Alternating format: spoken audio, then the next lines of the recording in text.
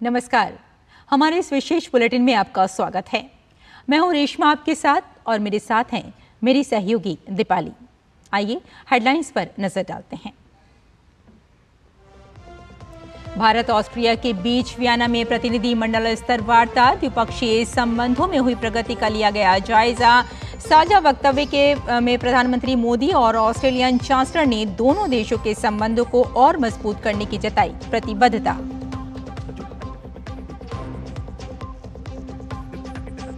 प्रवर्तन निदेशालय ने राउज एवेन्यू कोर्ट में दाखिल चार्जशीट में अरविंद केजरीवाल को बताया शराब नीति का किंग पिन।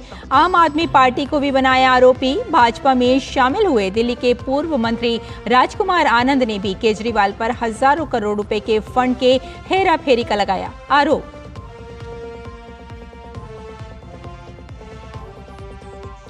राजस्थान में भजनलाल सरकार ने पेश किया पूर्ण बजट में प्रवर्तन, महिलाओं और युवाओं और बुनियादी ढांचे के विकास पर खास ध्यान। हर साल मिलेगी 1 लाख नौकरी। काशी विश्वनाथ की तर्ज पर बनेगा खाटू श्याम कॉरिडोर।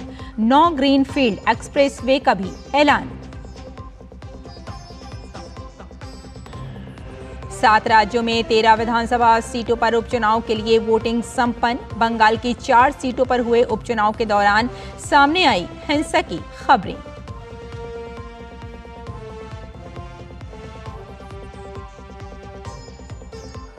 भारत जिम्बाब्वे के बीच तीसरा T20 मुकाबला हरारे में आज। 5 मैच की सीरीज में 1-1 से दोनों टीमें बराबर।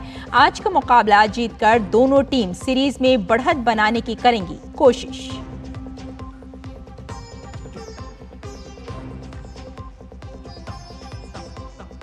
और अब समाचारों पर डालते हैं विस्तार से नजर। प्रधानमंत्री नरेंद्र मोदी ऑस्ट्रिया के दौरे पर हैं। पीएम का राजधानी वियना स्थित फेडरल चांसलरी में भव्य स्वागत हुआ। ऑस्ट्रेलिया के चांसलर कार्ल नेहमर ने प्रधानमंत्री का गर्मजोशी से अभिनंदन किया। प्रधानमंत्री को गार्ड ऑफ ऑनर भी दिया गया।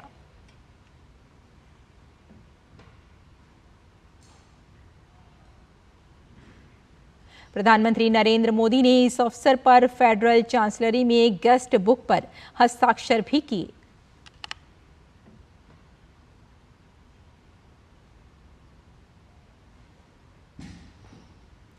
वियना में हुई भारत ऑस्ट्रिया प्रतिनिधि मंडल स्तर वार्ता में अहम मुद्दों पर विचार विमर्श किया गया।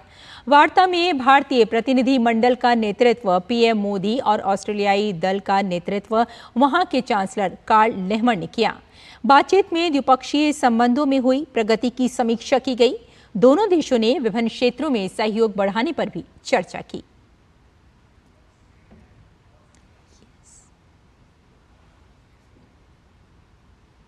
वार्ता के बाद साझा वक्तव्य में दोनों नेताओं ने द्विपक्षीय संबंधों को और मजबूत करने की प्रतिबद्धता जताई। प्रधानमंत्री नरेंद्र मोदी ने अपने ऑस्ट्रिया दौरे को ऐतिहासिक और विशेष बताया।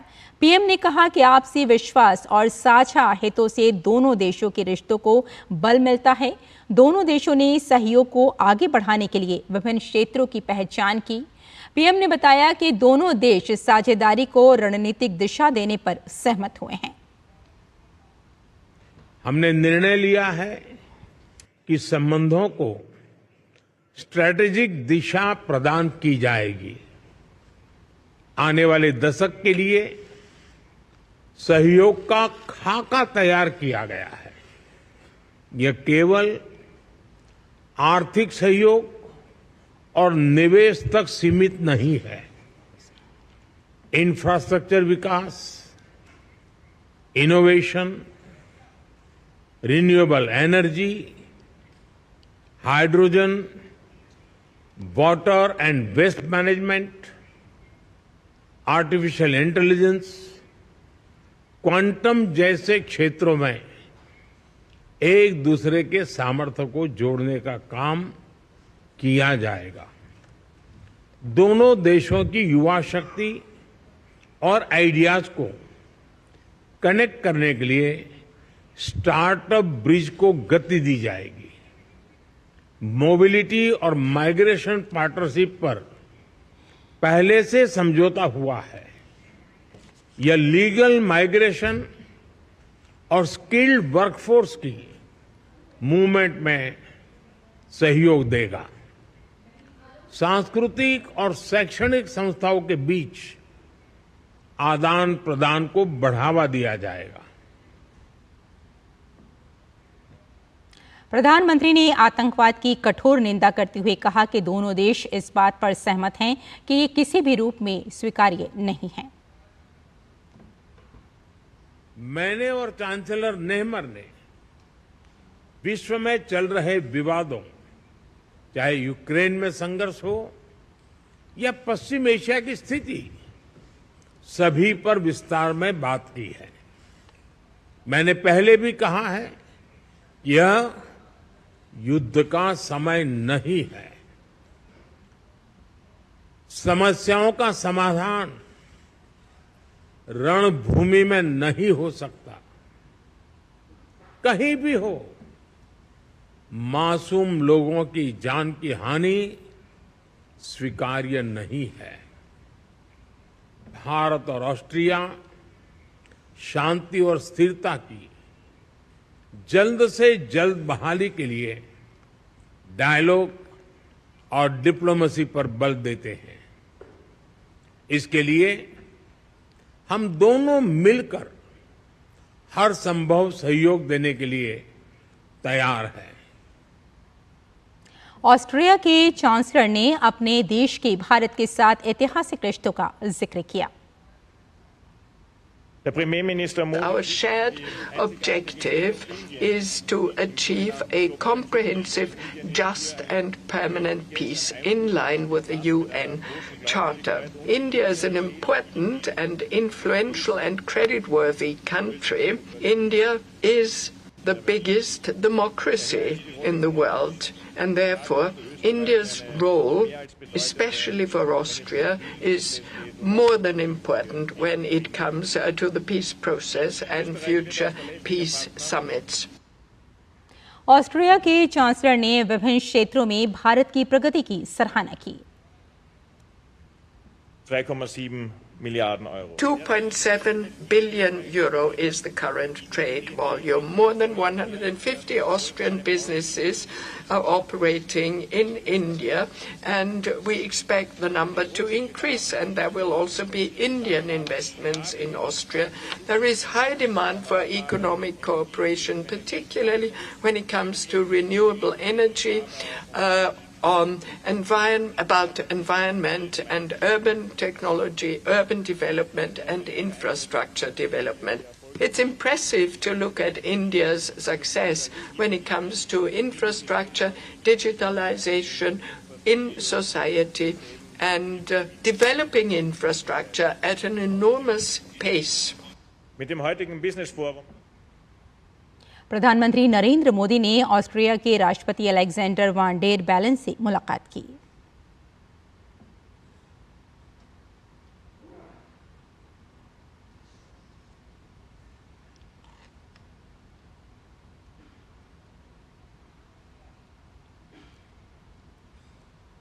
आइए अगली खबर का रुख करते हैं। दिल्ली आबकारी नीति घोटाले में आम आदमी पार्टी और अरविंद केजरीवाल की मुश्किलें बढ़ती जा रही हैं।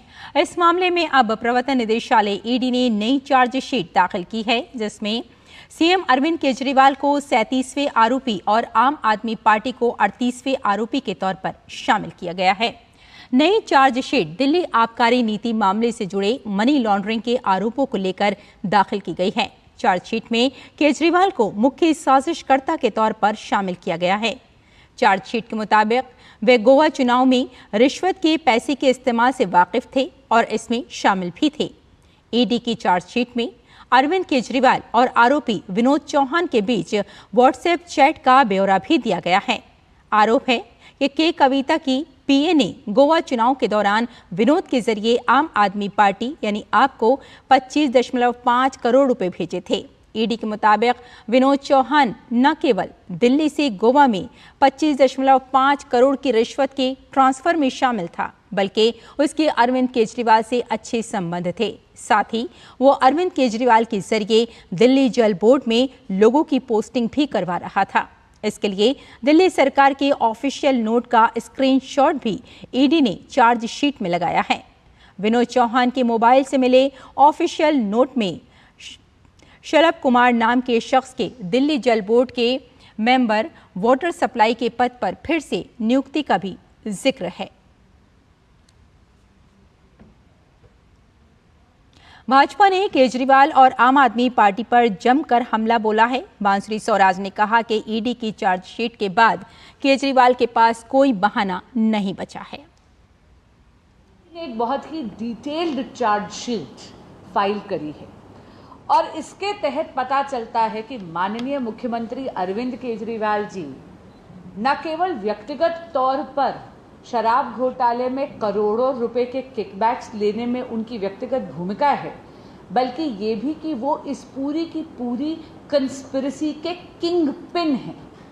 और यही चार्जशीट भी कहती है 100 करोड़ रुपए तक के किकबैक शराब घोटाले में लिए गए हैं, जिसमें से सीधा 45 करोड़ रुपए तक के किकबैक्स आम आदमी पार्टी के गोवा इलेक्शन में इस्तेमाल हुए हैं। भाजपा के राष्ट्रीय प्रवक्ता सुधांशु त्रिवेदी ने कांग्रेस पर दलित और पिछड़े के नाम पर वोट बैंक की राजनीति करने का आरोप लगाया है। तक कांग्रेस की सोच की बात है और कर्नाटक की बात है, तो अनुसूचित जाति के संदर्भ में उनकी संवेदना वहीं तक रहती जब तक तगड़ा वाला वोट बैंक ना दिख जाए। जैसे उससे तगड़ा वाला वोट बैंक दिखता है तो तराजू पे तौलते हैं और उसके बाद छोड़ देते हैं।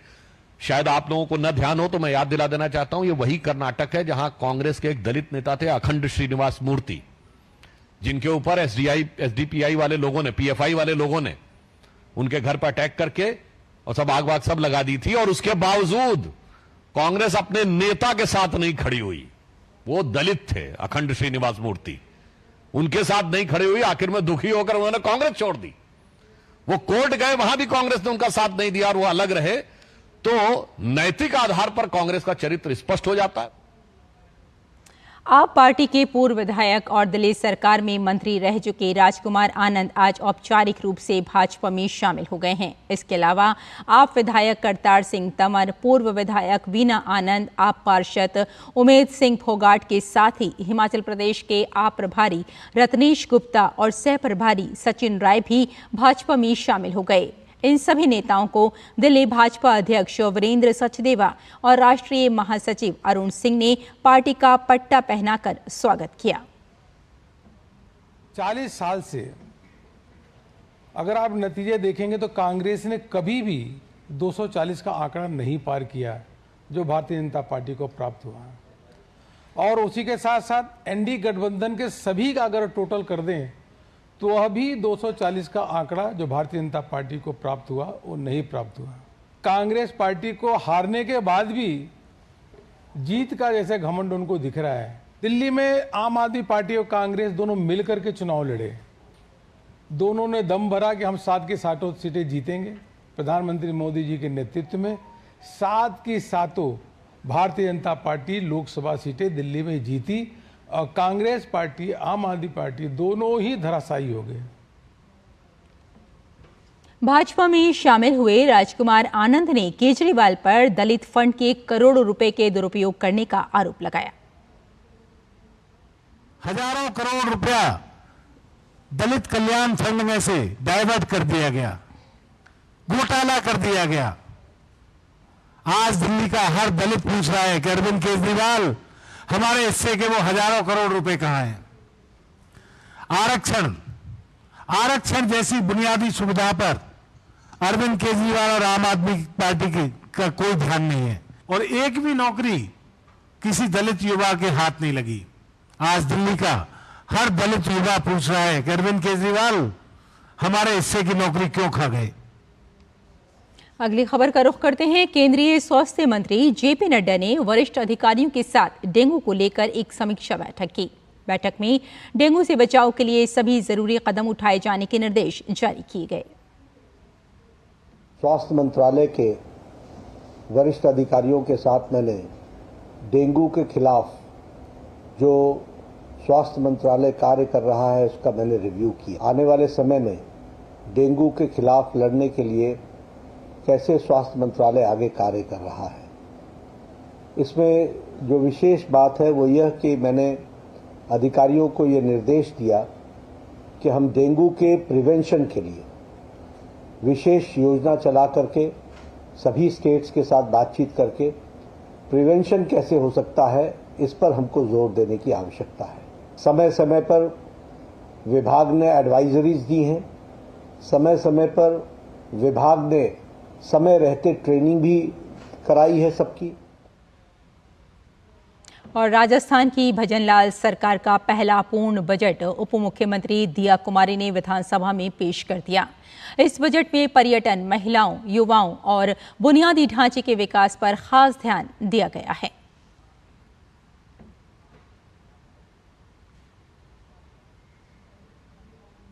राजस्थान के बजट की सभी वर्गों ने सराहना की है। बीकानेर में भी बजट को लेकर लोगों में सकारात्मक प्रतिक्रिया देखने को मिली। कारोबारियों, युवाओं, महिलाओं, किसानों ने इस बजट को दूरदर्शी बताया और कहा इसमें सभी वर्गों के हितों को रखा गया है। सरकार ने नई टेक्निक के ऊपर आधार होकर देश को, प्रदेश को किस तरीके से आगे ले जाएंगे, इसका पूरा रोड मैप इसके अंदर दिया। इसका एनालिसिस करें तो देखिए सोलर ऊर्जा के ऊपर बहुत ज़्यादा इन्होंने बढ़ावा दिया है। आज का जो बजट पास हुआ है हमारे राजस्थान के लिए बहुत ही उत्साहित क्षण है। इसमें हर वर्ग को इसमें सम्मिलित किया गया है, स्पेशली खेल वर्ग को, युवा को और हमारे इंफ्रास्ट्रक्चर को, हमारे कॉलेजेस को, हर तरीके से उसको इन्वॉल्व किया गया है। तो बहुत ही ज़्यादा उत्साहित हैं। सभी को ध्यान में रखते हुए, मिडिल क्लास लोगों को, लोअर मिडिल क्लास लोगों को ध्यान में रखते हुए उन्होंने बजट बहुत अच्छा पेश किया गया है। प्रधानमंत्री आवास योजना के तहत उन्होंने 25,000 का अनुदान देने की भी घोषणा की है, जो कि बहुत ही है। और जो स्ट्रीट वेंडर्स के लिए उन्होंने स्वनिधि योजना स्टार्ट करी है और हॉस्पिटलाइजेशन में उन्होंने बहुत अच्छा बजट पेश किया है। आज राजस्थान बजट पेश किया गया। राजस्थान स्टेट का उद्देश्य ये है कि वो राजस्थान स्टेट को 350 बिलियन की इकोनॉमी बनाए और क्वालिटी इंफ्रास्ट्रक्चर डेवलप करे। हमारे देश के युवा, हमारे देश के भविष्य यूथ के लिए कि पेपर लीक इंसिडेंट्स की समस्या चल रही थी, तो सरकार ने ये हमें आश्वासन दिया है कि पेपर लीक इंसिडेंट्स पे रोक लगाई जाए और सही मापदंड के साथ सही पनिशमेंट लोगों को दी जाए। कुल मिला के ये कहा जा सकता है कि राजस्थान सरकार ने अर्बन और रूरल दोनों ही सेक्टर्स के लिए राहतमंद उद्देश्य रखे हैं बजट में और मुद्दे उठाए हैं। बाबा केदारनाथ के दर्शन करने की इच्छा तो हर एक भक्त की होती है, लेकिन कई बार कुछ कारणों से भक्तगण भोले बाबा के दर्शन नहीं कर पाते हैं। ऐसे में अब उन भक्तों को उतनी दूर जाने की जरूरत नहीं पड़ेगी, बल्कि वो राजधानी दिल्ली में ही भोले बाबा के पवित्र स्थल केदारनाथ के दर्शन कर पाएंगे। दरअसल दिल्ली के बुराड़ी इलाके में बाबा केदारनाथ दिल्ली धाम मंदिर बनने जा रहा है, जिसको लेकर तैयारियां अपनी चरम पर हैं और बड़े ही धूमधाम के साथ आज मंदिर की भूमि पूजन किया गया और बड़ी संख्या में लोग इस आयोजन में पहुंचे। बाबा केदार के इस मंदिर के निर्माण की शुरुआत होने पर आप सभी शिव भक्तों को भी कोटि कोटि बधाई देता हूं, शुभकामनाएं देता हूं। भाइयों बहनों, ये मेरा भी सौभाग्य है कि केदारनाथ धाम ट्रस्ट दिल्ली ने पूज्य हमारे संतगणों के सानिध्य में आप सबके बीच में मुझे भी आज इस शुभ अवसर पर इसका साक्षी बनने का अवसर दिया। तो हमारे इस विशेष बुलेटिन में फिलहाल इतना ही। मुझे और मेरी सहयोगी दीपाली को यहीं अनुमति दें। नमस्कार।